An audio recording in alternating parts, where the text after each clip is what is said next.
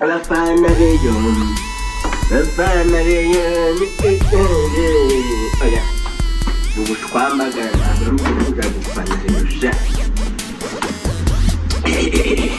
kivuga umunsi turayitoba ibyayigize n'impamo ya Mungu ubundi ikintu gihaga motivasiyo umukinnyi ni ukubona umufana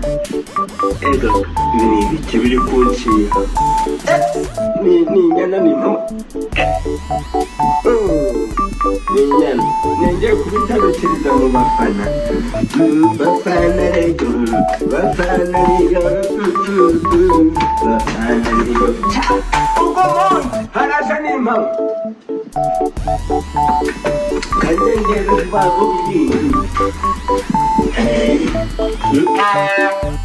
nibyo